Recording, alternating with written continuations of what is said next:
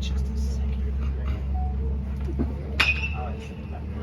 Do you consider yourself maybe now to be the leader of this pitching staff? You know, kind of the old guy? Yeah, I mean, in a way, I guess now with it being my junior year and after finally getting a full season under my belt, I'm definitely one of the more older guys who has a year of experience, I guess. But with this staff, there's a lot of kind of leadership, I guess.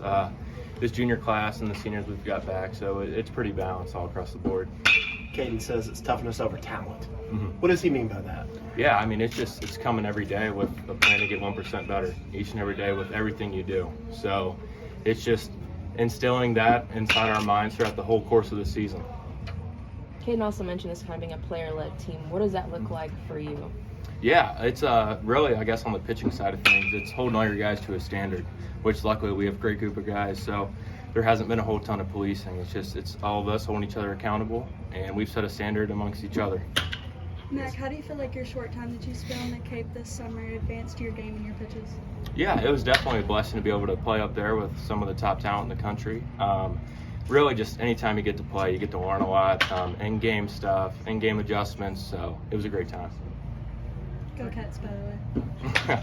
What went into your decision to come back, to say no to professional baseball and come back? Yeah, it was definitely something I prayed about, and then really just that feeling in my gut that I knew that I wanted to go back for one more year, and then it was honestly the second best decision of my life, with the first one being coming here. So just to be able to spend another year with these guys, and this is one of the closest teams I've ever had, so it's been a blast, and we're ready to get going.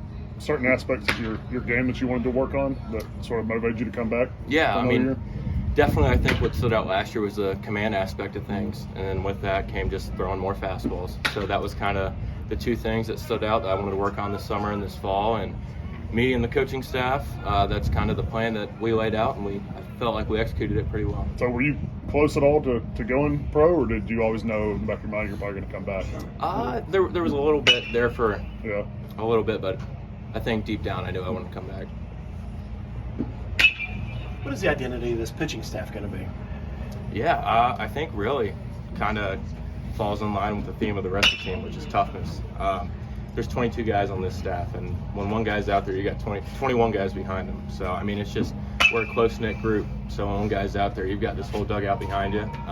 There's a lot of young talent. There's a lot of experienced talent, so it's a lot of fun with kind of see how these 3 weeks go in terms of filling roles and stuff. There's a lot of competition for all the spots, and it's going to be fun to see how it plays out. Matt, you guys talk about holding each other accountable. How much pride are you taking in watching everyone improve? Oh, definitely. I mean, I think that as, I guess, just being a teammate is probably one of the most fulfilling things, is seeing guys get better over the course of the fall in the pregame. The preseason. So really just see these young guys grow in such a short time. It's been awesome. Specifically, how have you seen Caden kind of progress since he first got here till now?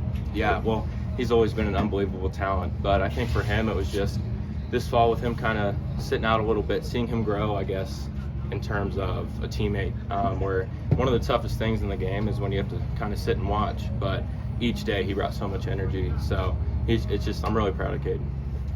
Monty says one of the things he learned about himself last year was the fact that he needed to be a little more patient with the starting rotation and with pitchers in general. For you guys to hear that, what does that mean to you? And does that make you feel like you're okay? You can now go out there and not worried about getting yanked too early or something like that? Yeah, I mean, really, kind of our coaches have never made me feel that way. I guess they're awesome. They're confidence instillers. So when I'm out there, I feel 100% ready to go. Dane said the last thing he wants to think about right now is how last year ended. Is that the general vibe of the team? Last year's last year, and that has no impact on you guys moving forward? Yeah, it's kind of closing that chapter, I guess, but it's always something I think's in the back of our mind that kind of fuels you as you go. Matt, can you talk more about the impact that Caden makes, and if he were healthy enough or wanted to devote himself to pitching, how good he could be on that side too? Yeah, definitely. I mean, I think that's going to be a choice that him and the coaches make in the long run, but I mean, he's a rare talent. So whichever one he decides to focus on, sky's the limit for the kid. Mack, what's some personal goals for yourself heading into the season? Yeah, really just to raise the level of all my guys throughout the year and be the best teammate I can be and win every game. It's interesting. You said throw more fastballs. Sometimes you lose the feel for a breaking pitch and you kind of want to keep throwing it, or it's working and you want to keep throwing it? What's behind that decision? Yeah, I still got to pound the strike zone with the heat. Yeah, really, it's just kind of the idea that the fastball is your tool pitch. Right. That's a way that you can get ahead in the count, and then if you can get ahead of the count with just your fastball, you have the whole arsenal left to go. So whether if that's curveball, changeup, or slider, it was just kind of the idea of working more efficient, which would lead to working deeper in the game. Did you have a pitch you wanted to work on the left-handers a little bit more? Definitely the changeup, I think, Yeah. and also even throwing that to righties. But just to have a pitch going the other way in terms of off speed is going to be a huge asset.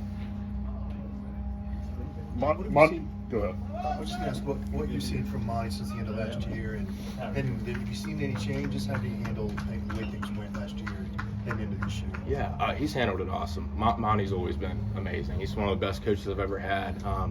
His biggest thing is, he cares about you so much more, like as a person and as a player. So really, just every day he's brought 100% energy, and he's always pushed us to be better. So he's been great. You can never tell it was a burden on him at any point. No, sir. Right.